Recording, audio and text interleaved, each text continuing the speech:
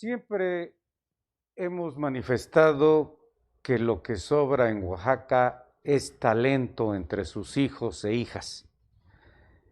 Y claro ejemplo de ello es el doctor, amigo nuestro, Eduardo de Jesús Castellanos Hernández, con 2 doctorados, con una amplia trayectoria académico, administrativa, en los centros del poder nacional. Es para nosotros, pues, un orgullo, nos sentimos muy honrados tener la oportunidad de platicar con él sobre diversos temas en la mesa de la discusión nacional desde el punto de vista jurídico, político, académico. Soy Alfredo Martínez de Aguilar en Detrás de la Noticia a través de Regeneración Pluralidad. Doctor, buenas tardes, bienvenido, gracias por aceptar la invitación. Al contrario, muchas gracias a ti, mi querido Alfredo, por la oportunidad de platicar sobre algunos temas de la agenda nacional que nos interesan a todos los ciudadanos, pero sobre todo el gusto de estar nuevamente aquí en Regeneración Pluralidad, que es un órgano de difusión plural, lo indica, y de una regeneración constante porque se va actualizando en la temática, en las personas, en las interlocuciones, y ojalá que nuestra conversación pueda ser interesante para quienes nos hacen el favor de seguir y de escuchar. Estoy convencido que así será, mi querido amigo. Ahora bien, en un mundo caótico, como nunca antes, en un mundo al revés, por utilizar una frase hecha, pareciera que los estados de derecho no solo están en crisis, sino en riesgo de quiebre y quizás hasta de extinción, dado el resurgimiento de movimientos político-ideológicos de izquierda, radicales, populistas, con sus debidas proporciones, incluyendo a México. ¿Para qué sirve el derecho desde el punto de vista académico, de investigación, en el mundo global y en México hoy en día, doctor? El derecho son las reglas de juego para el ejercicio del poder. Y efectivamente, como tú lo acabas de plantear, Alfredo, existen las acechanzas de izquierda, pero también de derecha, porque lo mismo hay populismos de izquierda que hay populismos de derecha.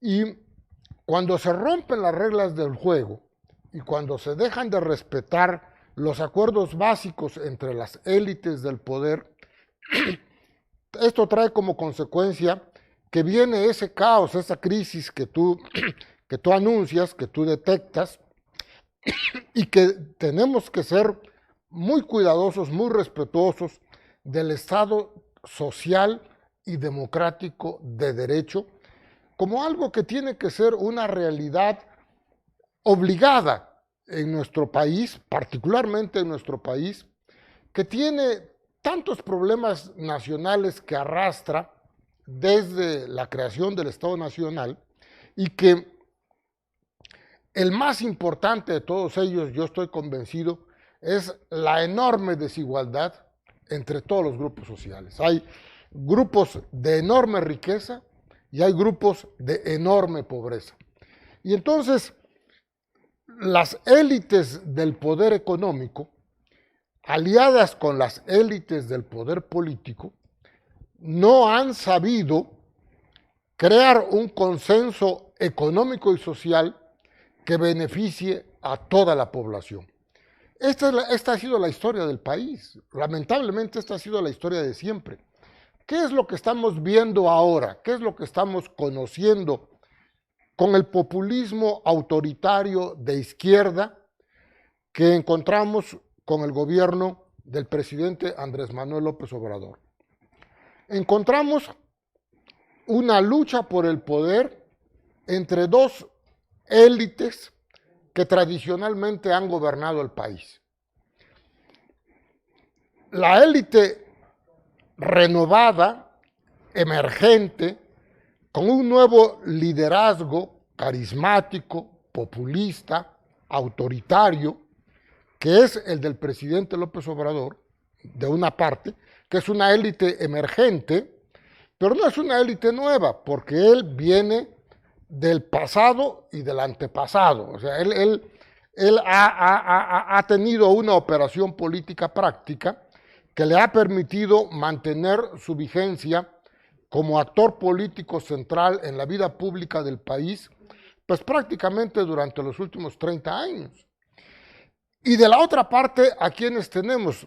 Tenemos a las anteriores élites que lucharon entre sí por el poder político en esos años anteriores a 2018 y que ahora, cuando ven que hay un adversario político tan poderoso y que está ahora en el poder del Estado, en el poder formal del Estado, no solamente en el poder político fáctico, con el respaldo popular que siempre ha tenido el presidente López Obrador, pero que ahora es un respaldo popular que lo lleva al poder formal del Estado y donde el presidente López Obrador aprovecha todas las instituciones del Estado para poder cimentar perfectamente, consolidar perfectamente su poder político, y ese poder político tiene que ser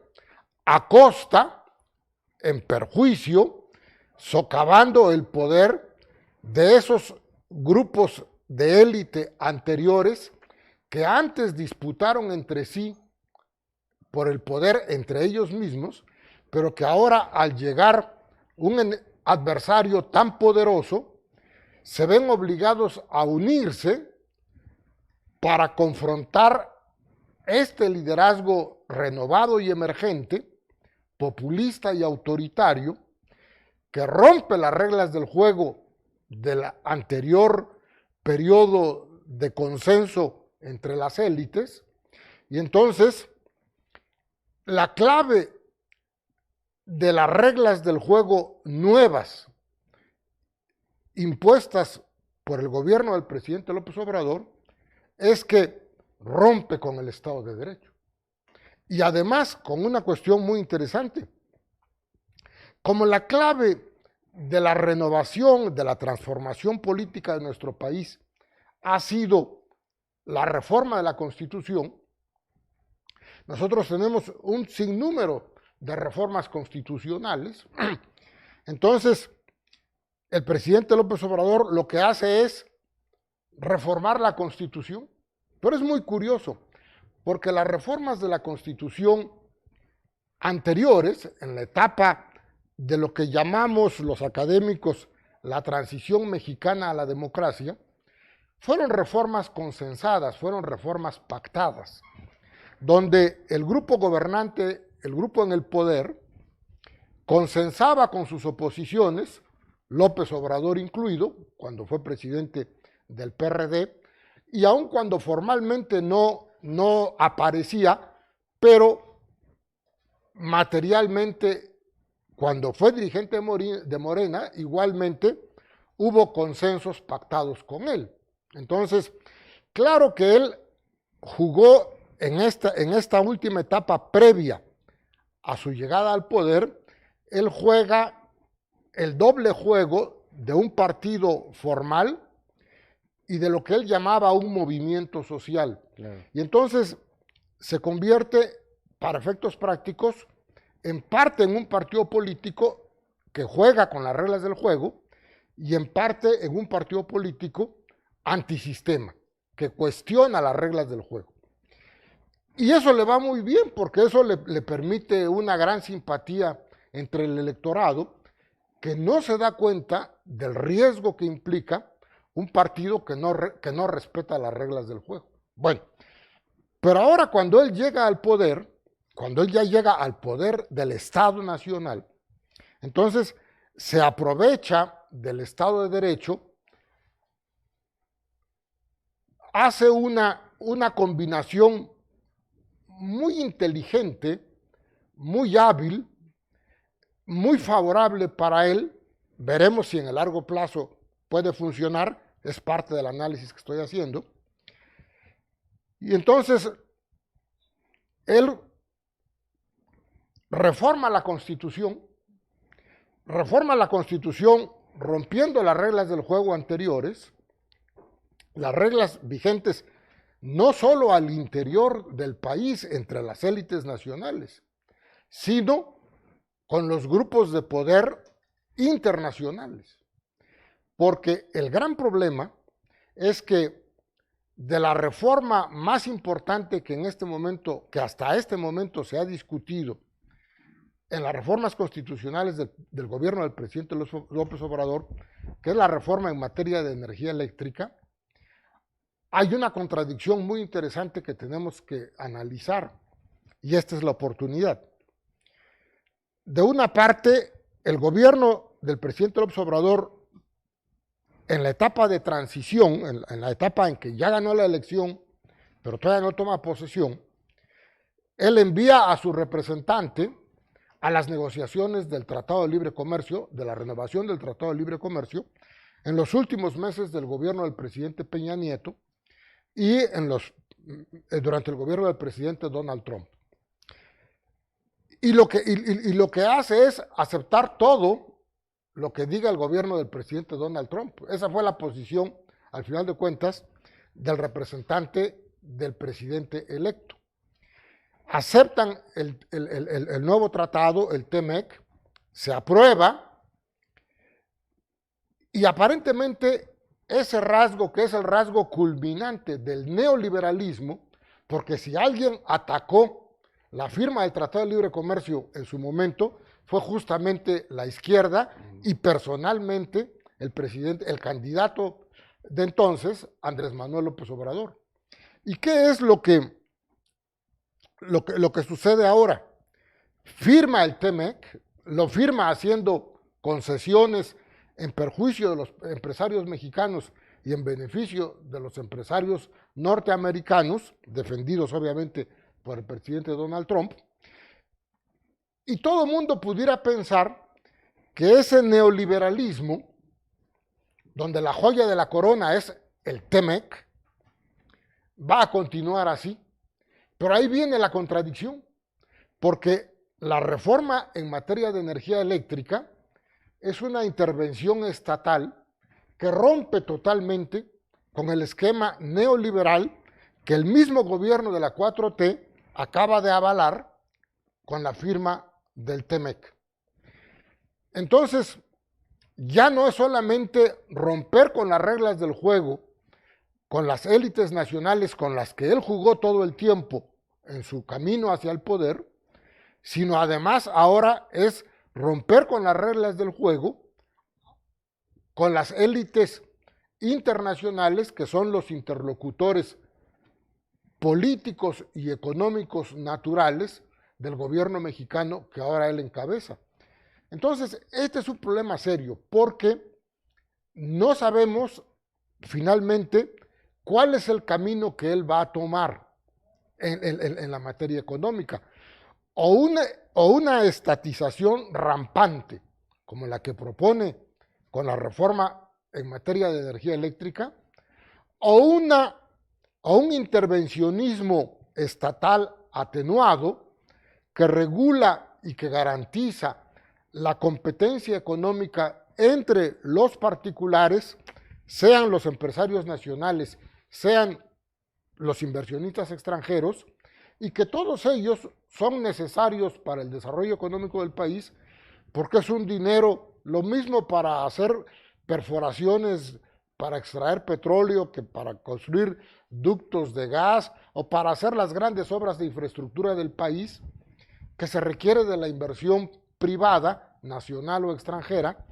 Pues porque yo soy profesor universitario, Alfredo, yo no tengo para ir a construir, para aceptar un contrato de obra pública donde yo pueda extraer petróleo en el Golfo de México, ¿no?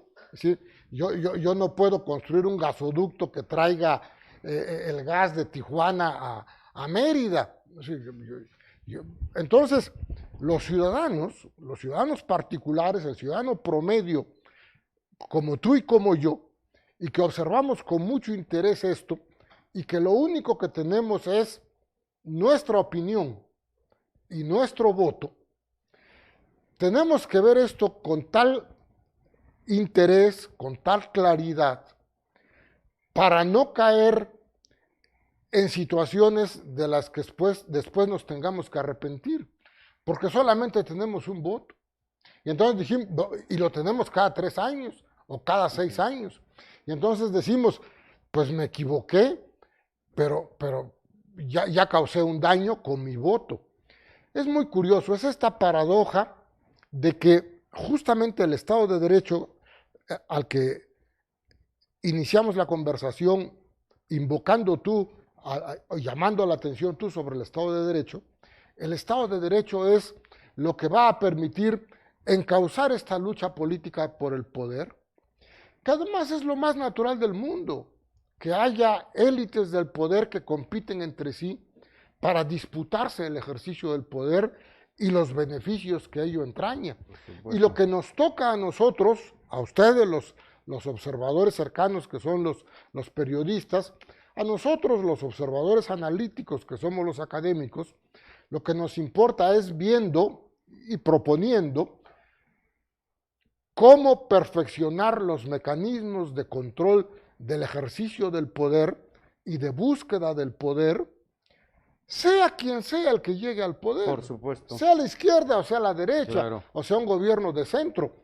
Siempre habrá una élite gobernante. Claro. Y lo que tenemos que hacer los ciudadanos es vigilar a esas élites con la única posibilidad que tenemos, que es primero nuestra opinión, nuestra palabra, y nuestro voto. Y luego nuestro voto. Así es, doctor. Ahora, en el fondo de esta disputa por la nación, en una nueva edición, ¿no?, entre socialismo, capitalismo, neoliberalismo y populismo reeditados, subyace el grave y preocupante riesgo de regresión que atinadamente usted ha advertido en sus colaboraciones en la revista Mujeres Chaique. Ese es el mayor riesgo, con las consecuencias nefastas de desmantelamiento de las instituciones nacionales, entre otros de los órganos constitucionales autónomos. Si el gran problema de regresión democrática y de regresión económica está siempre latente en esas luchas por el poder, porque los actores políticos que protagonizan esa lucha, lo que les interesa es su triunfo a cualquier al costo que sea. Definitivo. Poco importa Así si eso es. implica una regresión económica o una regresión democrática. Claro. Y ahí es donde nosotros, los periodistas, ustedes, los comunicadores sociales, nosotros los académicos, tenemos que estar muy atentos y decirle a nuestros conciudadanos, atención, puede pasar esto. Claro. Y lo que yo he denunciado y he firmado en mis colaboraciones en Mujeres Chaique y en Regeneración Pluralidad, es que desde el punto de vista político, con el gobierno del presidente López Obrador, y gracias a su liderazgo carismático, a esa fuerza popular tan grande que tiene el presidente López Obrador, nos enfrentamos a un grave riesgo, que es o la reelección presidencial, o la ampliación del periodo presidencial, o un nuevo maximato, como el que tuvo el general Plutarco Elías Calles en su momento, donde el poder tras el trono fue don Plutarco. Y nos enfrentamos a esa posibilidad. Real, inmediata. Está a la vuelta de la esquina. Que el que siga mandando en el país sea Andrés Manuel López Obrador, con las perspectivas que él tiene, como sucedió con Fidel Castro. Claro. Fidel Castro siguió mandando en su país. Simulando elecciones. Dejando primero al hermano, y ahora el hermano continuando la lógica dictatorial, política y económica del sátrapa número uno que ha habido en América, que ha sido Fidel Castro Ruz. Es decir, porque de que fue un dictador que materialmente, pistola en mano, Ernesto Che Guevara ejecutaba a sus adversarios políticos, pues eso no podemos dejar de decirlo. Claro. Imagínense ustedes que de pronto Andrés Manuel López Obrador o el nuevo secretario de Gobernación, el anterior gobernador de Tabasco, saque la pistola, meta a la cárcel a quien ustedes quieran, a cualquier dirigente político de la oposición o social, y le meta de balazos en la cabeza, y además se ufane y se enorgullezca de que los mató a balazos en la cabeza, que es lo que puntual y exactamente hizo Ernesto Che Guevara. Así es. Por eso es que yo nunca fui admirador del Che. Yo era muy joven, fue la época de la Revolución Cubana, cuando yo me formé en las universidades públicas de nuestro país en esa época, y después, gracias al apoyo gubernamental, con una beca para hacer mis estudios en el extranjero, entonces yo me di cuenta de eso. Y yo siempre lo he dicho. Claro que lo que han dicho son lo que ahora se dice. Es que eres un conservador, eres un reaccionario, fifí, eres un reaccionario, un traidor a la patria prácticamente. Bueno, pero es que a mí no me parece que un señor le meta de balazos a sus opositores cuando los logra meter a la cárcel. Que ejecute sin juicio previo. Sin juicio previo. O sin respetar las reglas del juego. Claro. Que es lo que ahora mismo sucede y lo que estamos viendo que pasa con los adversarios políticos del presidente López Obrador, que están en la cárcel simulando una prisión preventiva oficiosa que no se sostiene con ningún parámetro ni nacional ni extranjero conforme a las mejores prácticas en materia de derecho penal, para mantener en la cárcel a una serie de personas que se viola el principio de presunción de inocencia en contra de ellos, y el debido proceso, y se viola las reglas del debido proceso, porque son delitos por los que están acusados que no merecen prisión preventiva oficiosa y sin embargo están en la cárcel. Este riesgo que advierte y que ha escrito al respecto es tan real como el hecho de que ni siquiera ustedes, los académicos e investigadores, se han escapado de ser satanizados y de ser quemados en leña verde en las hogueras públicas. En la fogata que todas las mañanas prende el presidente de la República en Palacio Nacional para quemar a sus adversarios políticos, los primeros que han caído ahí, a esa hoguera, han sido nuestros colegas investigadores académicos con reconocimiento nacional e internacional, por supuesto, con una vida académica, con obra publicada, con una serie de méritos profesionales, personales, que por cierto, jamás los ha tenido el presidente López Obrador. Ni los tendrá. No los tuvo porque el presidente López Obrador estuvo 15 años en la universidad para conseguir su título de licenciado en Derecho. 14 años. 14 años para conseguir el título de licenciado en Ciencia Política, y Administración Pública. Y además, solamente con suficiente, con la más baja calificación en la mayor parte de las asignaturas. Y yo sí lo digo con mucha preocupación, Miren, yo fui un estudiante universitario de la misma generación de él, porque tenemos un año de diferencia. Él es un año más chico de edad, o yo soy un año mayor de edad que el presidente López Obrador. Y estuvimos en la universidad. ¿Y se conocieron? No nos conocimos, porque él estaba en ciencia política, o estaba inscrito en la carrera de ciencia política, y yo sí iba a estudiar e iba a clases a la carrera de Derecho, los dos a la ciudad universitaria. Claro. A lo mejor algún día nos cruzamos en la terminal de autobuses o en alguna cafetería, a lo mejor un día nos cruzamos. Yo jamás lo he visto personalmente, nunca. Jamás he cruzado mis Ni pasos siquiera un con él. saludo. Nunca me he acercado a sus mítines, nunca he buscado un evento donde él esté, pero ojalá que algún día, si algún día, cuando él ya formalmente al menos ya no sea presidente, porque materialmente estoy seguro que lo va a seguir siendo si es que gana el candidato o la candidata de su partido, habrá la oportunidad tal vez de entrar a algún debate, y eso sí me gustaría decirle estas cosas que estamos platicando ahorita de él, decirlo como estamos platicando ahorita tú y yo, mirándonos a los ojos y decirle... Y en términos respetuosos y en términos muy civilizados, respetuosos, ¿no? decirle lo que yo opino de su gobierno.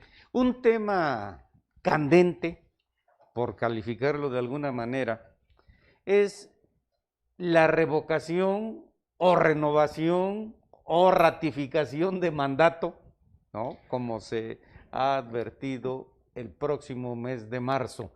Se han iniciado ya a colectar firmas a favor y en contra.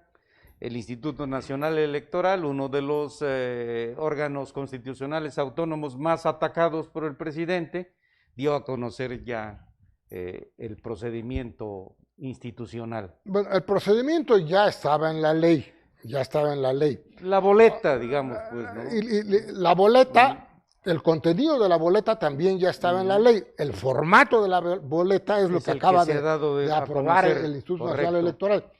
Pero lo que sí aquí es importante señalar en primer lugar, que cuando el presidente López Obrador era presidente electo y no había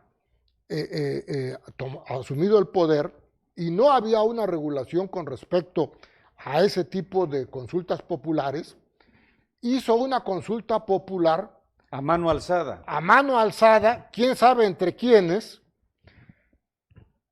para cancelar la construcción del Aeropuerto Internacional de la Ciudad de México en Texcoco, creando un grave perjuicio económico y de imagen internacional ante los inversionistas extranjeros y de sanciones internacionales en contra de nuestro país, cuando él, por razones totalmente desconocidas, a lo mejor un día, él dice que escribe libros. Yo escribo libros. Claro. Al rato a lo mejor nos da tiempo de platicar de mis libros. Yo sí escribo libros. Al presidente de la República firma sus libros. Le escribe otro los libros. Él los firma. Eso digo, ¿a qué horas el señor se va a sentar a escribir? Yo sí sé lo que es sentarse a escribir horas y horas y estar leyendo y estar investigando y estar buscando sus fichas para tener los datos precisos que uno va a poner en un libro. Claro. Si el señor anda en campaña todos los días, yo no sé a qué horas tendría tiempo para escribir los libros. Y lo primero que yo le diría, si algún día tengo la oportunidad de platicar con él, le diría, señor licenciado Andrés Manuel López Obrador, usted nunca ha escrito un libro, usted ha firmado varios libros, dice que de eso vivió, de escribir libros. Usted sabe bien que de eso no se vive. Usted sabe primero que de eso no se vive. Yo no vivo de escribir libros. Claro. Yo vivo de dar mis clases, yo vivo de dar conferencias, de las cosas que me contratan y me pagan. Pero mis libros, pues mis libros no son como los libros de Vargas Llosa o los libros de García Márquez, no son que se vendían por millones y que entonces sí ellos pudieron tener un ingreso fuerte. Claro. Doctor, ¿por qué el derecho internacional y nacional ha sido insuficiente para frenar estos arrebatos caprichosos del presidente? Ha sido insuficiente para frenar al poder porque la sociedad no ha salido a votar de manera consciente, de manera razonada, de manera objetiva, evaluando el peso de su voto, de una parte. Y de otra parte, porque los académicos han guardado silencio. Cómplice. Ha sido un silencio cómplice, ¿sí? Han cuidado su plaza de investigador en su universidad. Mantener la chamba. Han cuidado su reconocimiento en el Sistema Nacional de Investigadores. han cuidado su buena imagen en el medio ambiente universitario donde se desenvuelven, para que no se les llame que son opositores o que son críticos. Y entonces la inteligencia nacional, los académicos, se han callado la boca. ¿Cuántos hemos escrito para denunciar el atropello en contra de nuestros colegas del CONACYT, a quienes se les acusa de corruptos, se les trata de imponer prisión preventiva oficiosa en un penal de alta seguridad? En un penal de alta seguridad. ¿Cuántos hemos escrito de eso? A ti te consta, Alfredo, que yo lo he escrito y lo he firmado en Mujeres Shaikh y en Regeneración Pluralidad. A la nomenclatura nacional se le olvida que a los tibios los vomita el Señor. Y esa postura de silencio cómplice es un agravante terrible en todas las democracias, no solo en el caso de la mexicana. Porque todo el mundo se trata de acomodar, todo el mundo trata de conservar pues las situaciones que tiene. Defender sus intereses. Defender sus intereses. Es el paradigma de la mano invisible del mercado que señaló Adam Smith. Oferta y demanda. Y que funciona en todas partes. Claro. Entonces tampoco puede uno desconocerlo. Pero sí es muy necesario, y con eso yo quisiera ir cerrando nuestra conversación, invitando al electorado que nos escucha, al ciudadano que al igual que nosotros solo tiene su opinión y su voto, primero para que su opinión la forme, la construya. De manera informada. De manera informada, claro. De manera responsable, de manera libre, independiente, autónoma, y que en función de eso vote. Claro. En las próximas elecciones. ¿Cuáles? Las siguientes. En una sociedad democrática hay elecciones cada año. El próximo año, en el 5 de junio, tenemos elecciones en Oaxaca, gobernador. Después vendrá, antes tendremos la revocación de mandato, o ratificación, o ampliación, o permanencia. Quién sabe si nos dé tiempo de entrar al tema de revocación del mandato, pero está mis artículos lo dejamos en Mujeres Shaikh. Está en Mujeres Shaikh, yo ya escribí sobre el tema. Así es. Es un tema muy interesante y solamente revocación del mandato nos llevaría otro tiempo igual que el que ahora hemos platicado. Qué grato y qué agradecido con usted, doctor Eduardo de Jesús Castellanos Hernández, tener esta oportunidad para que nuestros televidentes a través de Regeneración Pluralidad tengan oportunidad de escuchar sus opiniones, sus puntos de vista y normar criterio a efecto de estar informados con base en el derecho a la información, el derecho a saber y a partir de esas premisas ejercer de manera libre, consciente e informada su voto. Muchas gracias. Mi felicitación solamente, me despido agradeciendo a Alfredo Martínez de Aguilar, felicitándolo por ese trabajo de comunicación social de toda la vida, y todo esto que hemos platicado es una conversación entre un comunicador social responsable que cubre todos esos requisitos del ciudadano ideal que estamos comentando esta tarde y un académico que trata de indagar también sobre los mismos temas. Nos complementamos. Gracias, doctor. Soy Alfredo Martínez de Aguilar, en Detrás de la Noticia. Gracias, como siempre, a nuestro director general, el licenciado Raúl Castellanos Hernández. Hasta la próxima.